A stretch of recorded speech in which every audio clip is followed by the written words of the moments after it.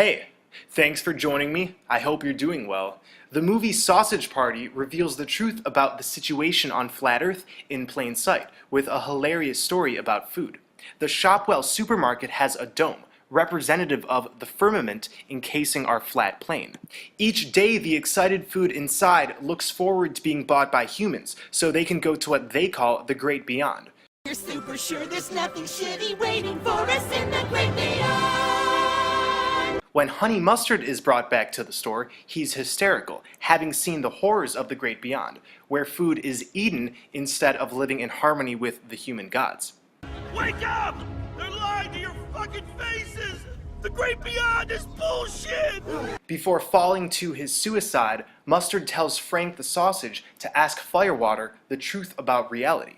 While it may seem like a simple criticism of the afterlife, the Great Beyond actually represents the parasitic nature of the entities who attempt to infiltrate our consciousness on this flat plane. We are the food. Our children are consumed by the elite in black magic ceremonies. They're eating children! And we are energetic food in the form of fear and suffering for the Archon parasites that have infiltrated this reality. Archons, meaning rulers in Greek, are inorganic parasites that intrude subliminally upon the human mind, creating a variety of situations that create fear and suffering. They rule over humanity because we have become susceptible to their subconscious manipulation. Low vibratory emotions are what these ankle biters feed off of. The humans eat the food. The Archons eat our emotions. This is one of the main reasons why this matrix of control has been set up. The douche in the movie represents the reptilians. The douche's attitude is noticeably different than the others throughout the film. He is aggressive, accusatory, and self-loathing, an obviously low vibratory being who displays a consciousness similar to that of the reptilians. He comes across a juice box who's leaking. The juice asks for the douche's help, but instead, the douche feeds off of the juice to make himself stronger. Like the Archons, the douche has learned to partake in vampirism. The reptilian entities who pose as our overlords are able to hide in plain sight by droning or cloning humans and taking over their bodies.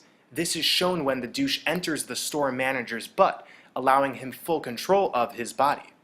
So Frank the Sausage and the rest of the crew go to the liquor aisle to find out the truth from Firewater.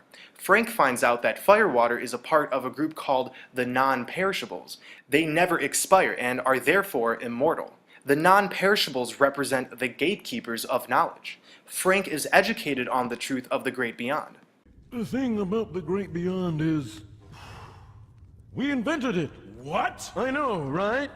As soon as you're out those doors, the gods kill our asses. What, are you crazy? That doesn't make any sense. Why would the gods want to kill us? That makes no sense. Because it makes them stronger. Every kill gives them more power, and it's never enough. So we, the non-perishables, created a story. The story of the Great Beyond.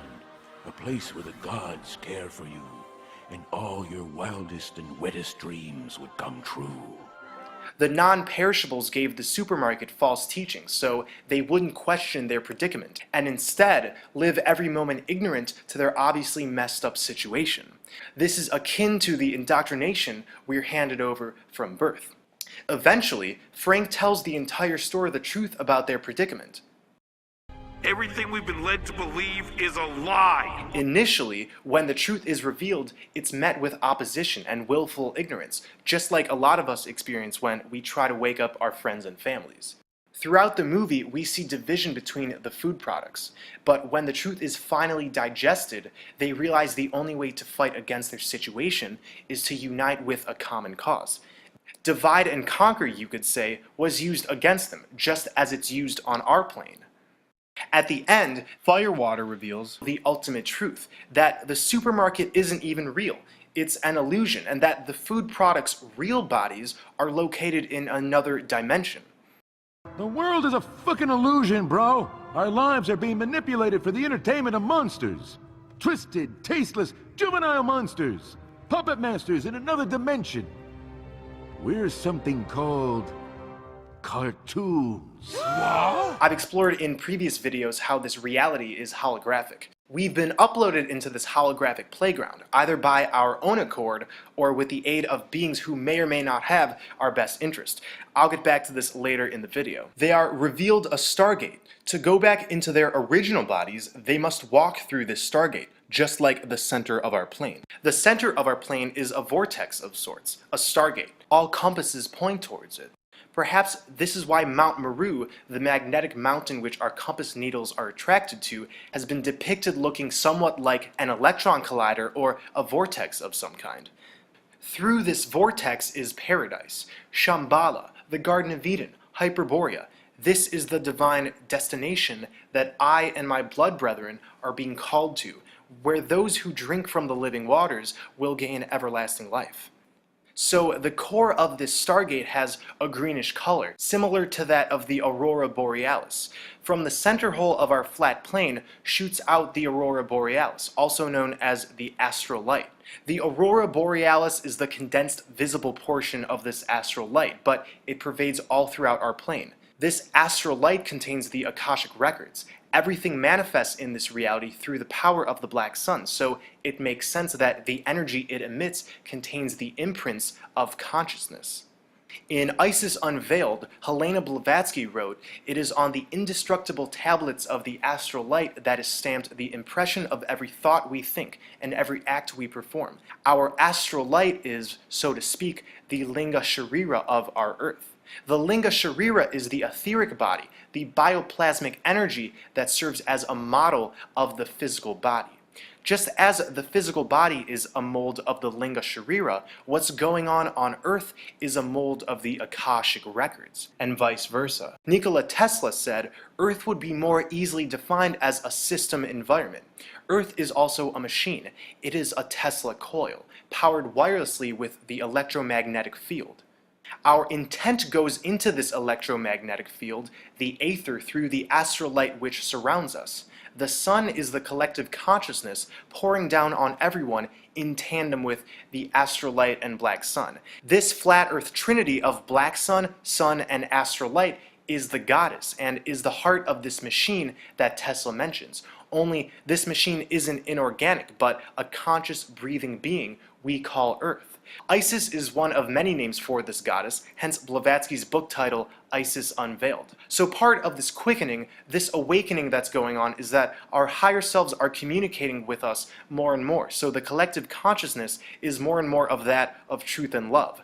It's pouring down on us. And when we speak our intent towards the sun, this affects the collective consciousness even more because we're working directly with that energy. When we sun gaze, we are opening up our hypothalamus to be able to receive messages and guidance from the collective conscious and unconscious. With the awakening that's going on, these messages from the sun are powerful and easy to receive. I recommend you start with 10 seconds when the sun is low in the sky, progressively moving upwards 10 seconds each day to 44 minutes, then switch to 10 minutes 3 times a week.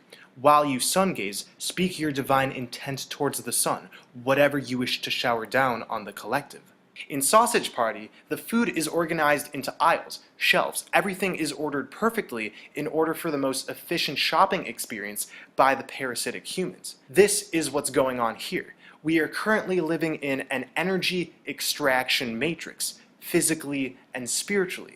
It's all to serve the archonic and reptilian parasites. The chemtrails sprayed in our skies are instrumental in creating this massive control grid. Chemtrails create an atmosphere that will support man-made electromagnetic waves through electromagnetic field oscillators called gyrotrons, ionospheric heaters, and Gwen towers. The ionosphere is an electromagnetic wave conductor. The Schumann resonance is a steady pulse of 7.83 Hz, which beats around the planet within the Earth and the ionosphere cavity. Humans naturally resonate to this organic, harmonious frequency. It's very healing.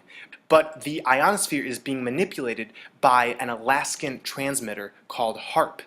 ELF waves from HAARP, when targeted on certain areas, can engineer weather, create mood changes affecting millions of people, implant ideas into the collective consciousness, monitor thoughts, and further hide our divinity from us. The natural geomagnetic waves are being replaced by artificially created VLF ground waves coming from various ground technologies.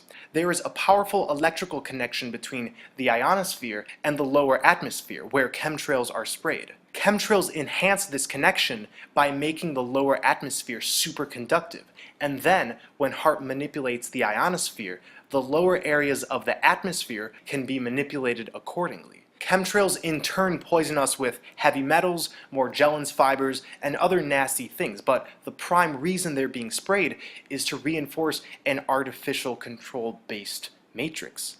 The electromagnetic grid is humming with unlimited power. The lines which comprise this natural grid are often referred to as ley lines. Ley lines meet at intersecting points, forming a natural grid across the body of this plane. The same way we have pressure points and ley lines on our bodies, the body of Earth shows the same thing. Buildings, electrical grids, and many other structures aim to use ley lines to tap energy out of the Earth for parasitic purposes, to store and contain energy rather than distribute it. Throughout history, all megalithic structures have been strategically built on top of these ley lines. The pyramids of Giza, Stonehenge, Notre Dame, Parthenon, Delphi, Ziggurat, the Vatican, the DC Capitol, Mecca, Coral Castle, and many cathedrals, not to mention many nuclear power plants, military bases, and sports stadiums. All of these are using the ley lines to harness energy. Many of the sections where two or more ley lines intersect are marked with obelisks, such as the Washington, D.C. Monument, the Vatican Courtyard, and Cleopatra's Needle in Central Park. CERN and the Brookhaven Lab in New York both sit on ley lines, and both of these labs have particle colliders that directly manipulate these energy centers.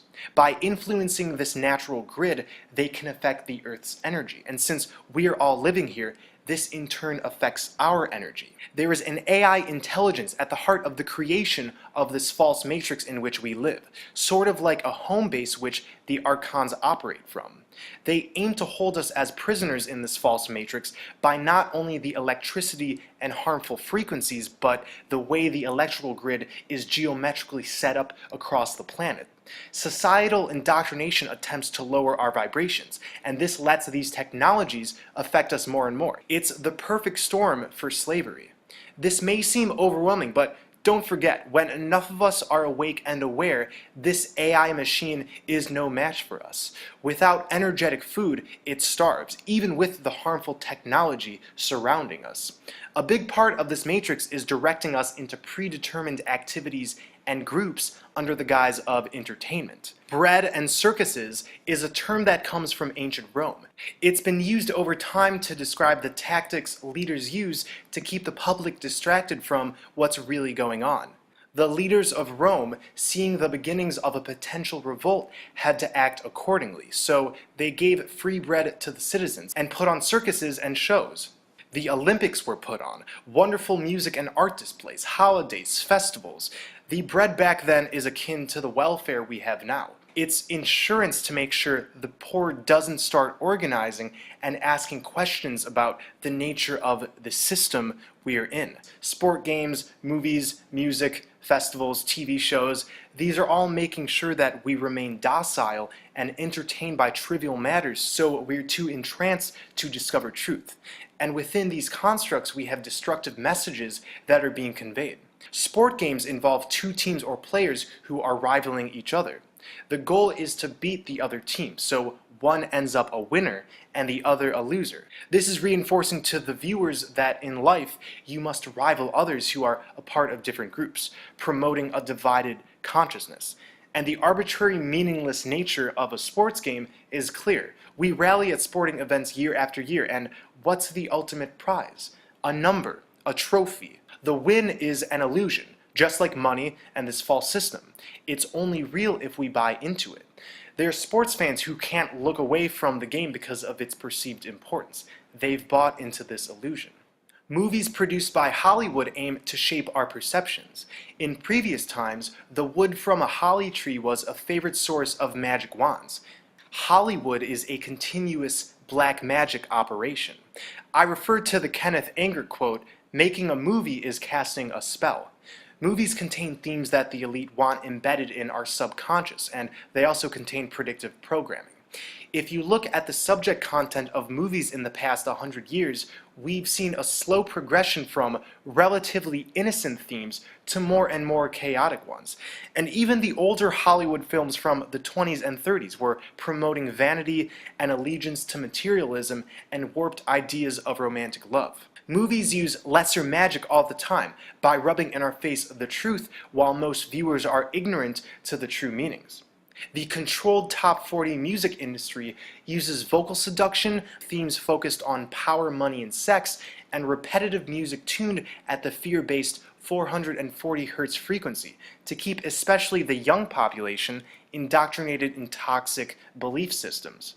So by the time a person has reached the age of 10, they've already undergone loads of subliminal mind control through these multiple entertainment streams that surround us 24/7. We're told of a work-life balance. This is considered to be something to strive for, and sounds harmless on the surface, right? But work involves mining gold and building up this power structure for the elite. It revolves around the illusion of money. In our free time, the life part of this balance, we're allowed to watch movies, drink alcohol, talk about the sports teams, and basically spend the money that we just spent all day mining. If we follow this prescription of how to live our lives, then we develop a scarcity-based mindset. A scarcity-based mindset is rooted in fear. This is extremely common. This mindset tells us that life only has so much, that there's only a finite number of pie slices out there, whether it's recognition, food, money, love, and that one must battle against the world in a dog-eat-dog fashion in order to not fall victim to this scarcity. On the other hand, an abundance-based mindset is rooted in love. This is the mindset that is being cultivated in this age of Aquarius, telling us that life is malleable, full of everything one's heart requires and desires.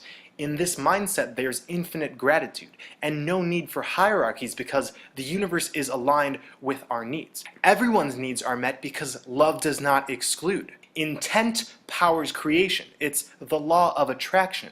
If we choose a scarcity, fear-based mindset, then we let ourselves fall victim to the parasitic forces and ultimately reinforce this false matrix.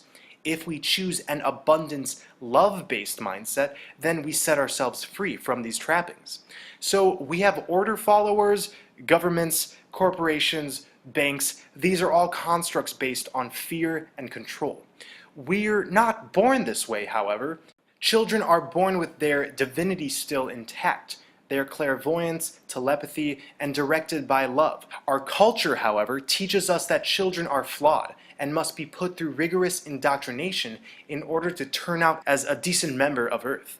We teach them spellcasting in the form of spelling and language, creating set-in-stone neural programming that takes the infinite potential and reduces it into words with finite meanings. We give children material possessions and toys as rewards instead of giving them what they really want, which is adventure, insight, creativity, and unity. Vanity is heavily marketed towards the girls, and violence and superheroes to the guys. Superheroes are just like the Order followers, focusing on putting out the fires created by a system and only sometimes taking out a true bad guy. The enemies of these superheroes tend to be broken themselves, broken from a system that aims to manipulate, destroy, and weaken. The real enemies of humanity aren't ever challenged by the superheroes. Our children are kept in enclosed boxes all day, closed off from Earth's energy. Instead of looking around, experiencing this realm, and determining what reality means for themselves, their heads are kept down, looking at books and explanations that give a false, fabricated, cold perspective of reality. When we look back at the history we're taught, there's an important constant glaring us in the face: slave masters. In ancient Egypt, society was ruled by pharaohs. In Asia, we had emperors. In Russia, we had czars. In Europe, we had kings. And even the Incas, Mayas, Olmecs, every single civilization has had a group of elites. Now, the question is, how did this come to be? The mainstream wants us to believe that in a pack of, let's say, monkeys, there's always the alpha monkey who naturally dominates and leads. Like wild monkeys, some humans just tend to take control. This explanation is very comfortable for many unawakened beings because it reinforces the concept that this false system developed not out of careful calculation and deceit, but because of the natural progression of our own power-driven consciousness. After all, eventually somebody would dominate and lead, right? But this is completely false. The elite, mostly composed of reptilian entities masking as humans, have cunningly kept us in spiritual bondage by warping our perception of reality. When our DNA was altered with reptilian DNA, we became more easily controllable, and along with other events that occurred around that time, such as the deluge and the destruction of Atlantis, humanity was positioned into slavery around the world. We now had hierarchies, and by giving into this manipulation and our fight or flight response from the reptilian DNA, our divinity became hidden from us. So now we're in the predicament we're in. A lot of people are waiting for the New World Order to happen. I'm telling you, the New World Order is already here. The world has already been reordered spiritually and physically. A giant organism spread throughout our plane and was cut down. Many cultures refer to the base of this organism as the world tree or the tree of life. These were giant trees that extended high above the clouds. They were somehow cut down, and we now call them mountains and plateaus. We once were able to receive and transfer divine information through these silica-based life forms, just how it was shown in Avatar. So these trees, once full of abundant vegetation and wisdom, were killed. Many deserts were created from deforestation, highways, structures, and machines were placed throughout the world, and now we live in this crazy place. Less nature means the oxygen levels are presently lower than they were in ancient times. This is the New World Order. Earth has been reordered to fulfill the needs of an energy extraction matrix. Just like I've presented in my videos and what the Unperishables reveal at the end of Sausage Party, The world is a fucking illusion, bro! we are living in an illusion right now. That's not to say our consciousness isn't real. Scientists have already failed to show that consciousness comes from the brain, because it's not. These bodies are avatars, the conduit through which our consciousness is flowing through. And like I said earlier, we live on a superconscious feminine entity. Now, it may seem contradictory that this reality is an illusion, but at the same time, we're living on a conscious, breathing being. This paradox is easily solved, though.